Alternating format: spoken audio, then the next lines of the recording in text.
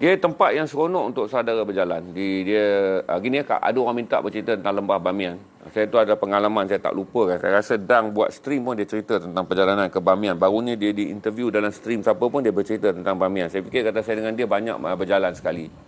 Waktu kami mengembara dan menghasilkan dokumentari mengenai kawasan perang semua. Saya tengok dia kurang bercerita tentang Lubnan dia ada cerita sikit, tapi Bamian di hati dia. Sebab itulah perjalanan yang paling mencabar dan paling banyak kenangan untuk sampai. Bamian ni adalah satu tempat di mana majoriti penduduknya adalah Syiah Hazara. Syiah Hazara sebab Afghanistan terbahagi pada 4. Dia ada orang Sunni Postu. Dia ada orang Uzbek Muslim Sunni. Tapi dia ada orang Afghan dan satu lagi adalah puak minoriti Hazara, tapi 15%. Orang Hazara bertubuh kecil dan berkulit putih, menggunakan serban yang besar dan mereka adalah minoriti Syiah. Jadi Bamian ni berada di dalam wilayah Hazara, dan apabila Taliban berkuasa, Taliban telah mengisytiharkan puak Syiah Hazara sebagai puak kafir, murtad. Jadi oleh kerana dia bangunan dia tu tuan-tuan, dia adalah pergunungan batu. Dan dulu beribu-ribu tahun dulu apabila Buddha nak dibina patung yang pertama, sebelum ada Buddha duduk dan Buddha baring ni, dia ada Buddha berdiri, Buddha yang pertama dibangunkan. Maka mereka melekuk batu gunung tu. Dia lekuk batu gunung tu. Jadi pembinaan pada tradisi 3,000 tahun dengan memilikikan patung yang sangat tinggi tu, hampir 100 kaki ketinggian patung tu adalah satu pencapaian tamadun yang luar biasa. Tapi di keliling dia tu tuan-tuan, gunung tu, dia ada rumah-rumah macam sarang burung. Itu adalah tempat Buddha-Buddha biarawan dulu menjadi sami. Jadi di gua-gua tu apabila Taliban menang, apabila Buddha menang, apabila Taliban menang perang, Taliban sumbat orang-orang Hazara Syiah ni ke dalam lubang gua dan dia baling bom tangan. Itu cara dia nak menghapuskan orang Syiah kerana Taliban menganggap orang Syiah ni adalah mereka yang bukan Islam. Ini saya cerita tentang perpusatan sektarian. Jadi bila saya pergi tuan-tuan, bila nak lalu, saya tak boleh lalu jalan yang highway kerana bazooka sedang ditembak banyak kali. Waktu tu di Afghanistan, mudah susah nak dengar khabar berita yang tepat. Jadi saya terpaksa pergi berada di pasar setiap hari. Jadi di pasar akan ada orang ulang alik. Kalau ikut highway 6 jam. Jadi orang ulang alik, dia sampai di pasar, dia akan bagi tahu bahawa semalam mereka separuh jalan, mereka patah balik, tak boleh hantar sayur dan tak boleh balik kampung kerana dia orang datang ke pasar di kota Kabul untuk berniaga. Jadi saya terpaksa duduk di pasar tiap hari nak tahu highway itu selamat atau tidak daripada tembakan Taliban. Dah 2 hari tuan-tuan saya tak larat tunggu. Dan dia orang kata masih ada lagi. Berita benar atau tak benar tak tahu. Sebab radio apa semua tak ada. Saya hanya tahu siapa menang Piala Dunia bila sampai Pakistan. Saudara boleh bayang lah, result Piala Dunia pun tak boleh diperolehi di Pakistan. Jadi saya pun kata kalau tunggu lagi Dang tak sudah kita ni. Kita rentas jalan gunung. Itu tuan-tuan saya rentas jalan gunung. Doifnya, orang daripada pasar kata 5 jam sampai. Orang daripada pasar. Dia orang pun tak nak pergi jalan gunung ni. Jalan gunung tuan-tuan, 2 trailer tak boleh berselisih. Jadi dia oleh kerana dia pusing gunung, kita nampak satu trailer kat sana, satu trailer kena berdiri tepi. Naik. Kami hanya menggunakan van dia. Jalan tu batu lada dan gaung gunung dia tuan-tuan, paling rendah 30 kaki. Yang dalam tu, kalau saya letak tangan, tertutuplah anak sungai di bawah dia. Kalau saya letak tangan macam tu, anak sungai di bawah tak nampak. Dalam tak dalam gaung dia. Dan itulah kami jalan dengan batu lada dan naik sebuah van buruk. Mula-mula saya taklah fikir akan mati begitu. Saya cuma fikir dia kata dekat je. Saya pergi tanya, masuk kampung, keluar kampung, masuk kampung, keluar kampung, masuk kampung, keluar kampung. 23 jam baru sampai. Dengan melalui jalan pegunungan yang sangat menakutkan. Jadi saya sampailah ke Bamian tu. Dan saya masih menganggap kata, apabila orang Barat mula mewujudkan perkataan taksub, jumud. Dia adalah betul kerana saya fikir kata Taliban hanya menggunakan alasan untuk meletukkan batu tu. Setelah dia gagal mendapat wang, dia nak gunakan gini bila Taliban memerintah, dia nak gunakan patung Buddha sebab itu adalah tapak warisan UNESCO. Dan dia tahu benda tu ada harga. Dia minta dengan United Nations, UNESCO untuk bagi dia wang pampasan bagi dia nak melindungi tapak tu. Asasnya. Jadi UNESCO tak nak bagi. UNESCO kata kenapa kami kena bagi wang kepada pasukan yang paling dimusuhi oleh dunia, itu Taliban ni, kerana melaksanakan banyak perkara yang bertentangan dengan pandangan dunia. UNESCO sebagai sebuah pertubuhan kebudayaan pendidikan ni, dia tak naklah involve. Kemudian orang-orang Taliban meletupkan wajah patung Buddha dengan mengatakan soal akidah Islam. Sebenarnya yang mereka tak perolehi adalah duit. Dia nak gunakan patung tu sebagai daya untuk mengugut masyarakat antarabangsa, memberi wang perlindungan pada Taliban. Tapi bila Taliban nak bomkan, dia kata dia bomkan kerana benda itu adalah bertentangan dengan akidah Islam. Maka dibomkan di bahagian wajah. Musnah patung yang berusia 3,000 tahun. Tapi sampai sekarang tuan-tuan, kalau saya tak pasti sampai sana, tapi orang tak mungkin pergilah sebab bandar sangat jauh.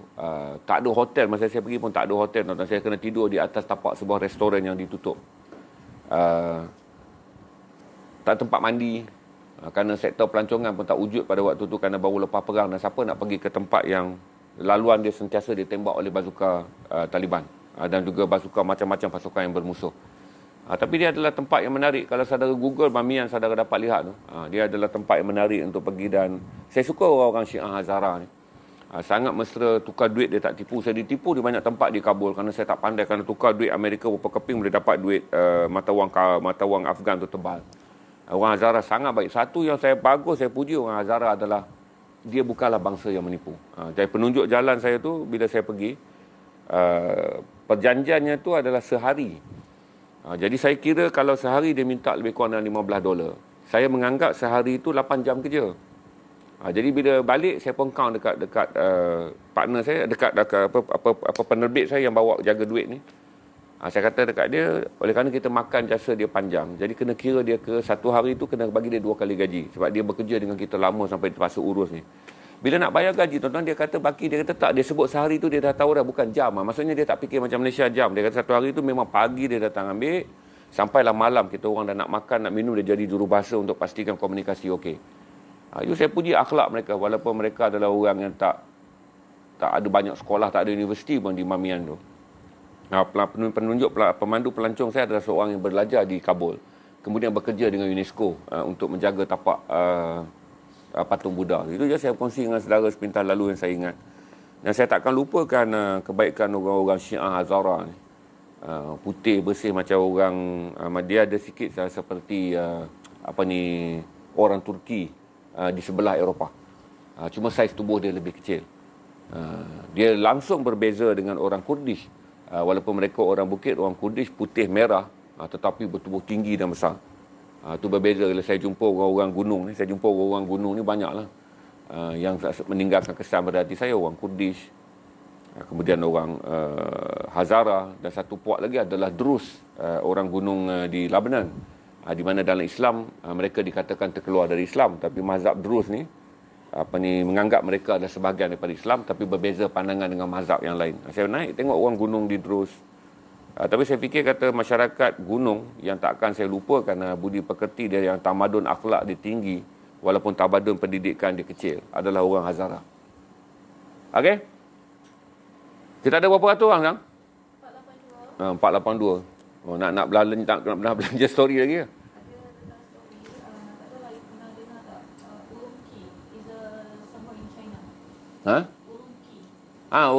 Urumqi Xinjiang lah. Urumqi Xinjiang lah saudara. Orang ada bertanya tentang Urumqi di China, iaitu Xinjiang dan Uyghur. Saya dah naik artikel kat bawah tu kan. Artikel tu kena drop pasal Facebook tak benarkan plus. Saya akan naik nanti, dia sebuah empire yang lama. Saya bagi tahu pada saudara, mereka menerima Islam hampir pada period tanah Melayu menerima Islam. Mana mereka menerima Islam pada abad yang ke-8, iaitu pada abad ke-9, pada tahun 800-an, lebih kurang macam itulah. Tapi dia mempunyai empire yang sangat besar. Kashtar nama ibu kota dia. Empire dia menghasilkan tamadun ilmu yang sangat tinggi, kerana lahir banyak ulama kitab kebudayaan. Dia walaupun kitab agama dia tak tinggi, tapi kitab kebudayaan sangat banyak dihasilkan. Kemudian apabila datang dinasti Manchu berjaya menakluk kerajaan Islam ni, maka jatuhlah kerajaan Islam. Tapi dia menjadi lebih buruk apabila revolusi Kuomintang berlaku. Kalau saudara belajar sejarah Cina, nak kena faham Uyghur ni bermula daripada revolusi Kuomintang. Bila Kuomintang menjatuhkan kerajaan Manchu, jatuhnya dinasti Raja Cina yang terakhir pada tahun 1911. Kuomintang ni Dr. Sun Yat-sen.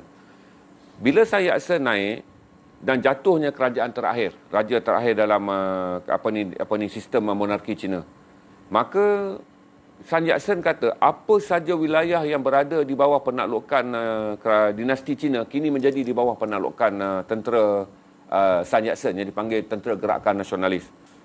Maka Sun Yat-sen ambil. Jadi dia orang sempat perang. Orang Islam di masa tu dia namakan wilayah dia sebagai Turkistan Timur. Jadi orang Islam yang sekarang ni disebut Uyghur ni bangkit dan berperang. Dia kalah perang. Dia kalah tahun 33 dan dia kalah perang tahun 44. Berarti dia tak dapat menundukkan tentera nasionalis Cina. Dan kemudian siapa pun tak sangka tahun 49 lepas perang dunia kedua, ketika orang ingat Cina akan menjadi sebuah negara lagi sebuah negara nasionalis moden, naik kerajaan komunis, the Red Army. Naik kerajaan komunis berjaya menakluk menjatuhkan kerajaan Kuomintang. Maka kerajaan komunis ni, tentera merah ni, tahun 49 menganggap bahawa orang-orang Islam yang berada di Uyghur automatik berada di bawah empire dia. Dia pegang tadi. Maksudnya dulu kau di bawah Manchu, kemudian kau jatuh di bawah Kuomintang, lepas Kuomintang kau kena jatuh di bawah tentera komunis. Jadi ada beberapa peperangan, tapi orang Islam tak pernah menang kerana orang Islam di situ terbahagi dua. Problem dia adalah orang Uyghur adalah orang Islam yang datang daripada budaya berbeza. Mereka bukan Han. Orang Islam di China ni ada dua majoriti dia. Satu puak Han. Han ni adalah majoritinya menjadi Cina Buddha ataupun Cina agama nenek moyang. Sebahagian Han menjadi Muslim. Tetapi oleh kerana dua puak ni walaupun mereka membina jumlah orang Islam yang besar di selatan, tapi dia berpecah dua. Kerana Han dilihat lebih pro kepada Beijing. Kerana mereka sebangsa walaupun berbeza agama. Manakala Uyghur ni dia tidak bercakap dalam bahasa Cina. Uyghur bercakap dalam bahasa dia. Uyghur mempunyai kebudayaan sendiri. Kerana Uyghur lebih dianggap sebagai mixed Turkmenistan. Sebab tu sekarang ni apabila berlaku saja hal-hal Uyghur ni, orang Uyghur akan lari pada Turki. Kerana dia dianggap sebagai silsilah darah yang ditinggalkan oleh upaya Osmaniyah. Itu cerita dia. Untuk pengetahuan saudara yang tanya tentang tu. Hingga sekarang lah mereka masih menganggap kata dia adalah sepatutnya sebuah negara merdeka kerana dia menggunakan bahasa bukan bahasa Cina. Dia datang bukan daripada budaya Han yang asalnya Cina masuk Islam. Dia adalah sebuah kaum yang berbeza. Mudahnya nak cakap ni Turk lah. Mereka daripada zaman Osmaniyah. Kerana orang Turk ni bertebar di seluruh dunia ketika Empire Osmaniyah menguasai hampir 2/3 dunia. Itu je. Saya tak boleh blast story itu, saya dropkan story itu kerana Facebook tak bagi naikkan sebarang benda yang bersangkutan dengan Xinjiang dan juga dengan mana-mana. Kita macam ni lah, Facebook melarang naikkan status yang menyokong ataupun bersifat pro Xinjiang dalam isu China. Menjadikan saya terpaksa pull back story itu, saya tunggu cool down baru saya up balik. Dalam artikel tu detail tu saya cerita tahun ke tahun bermulanya kerajaan Islam, jatuhnya kerajaan Islam, kalah dengan dinasti Manchu. Kemudian kalah dengan gerakan nasionalis 1911, kalah dengan gerakan komunis pada 1949, perbalahan sesama orang Islam daripada Islam Uyghur, Urumqi dan juga Islam Han Cina. Itu punca perbelotan yang menjadikan sampai sekarang kedua-dua Islam ni membina dua puak yang berbeza. Itu je.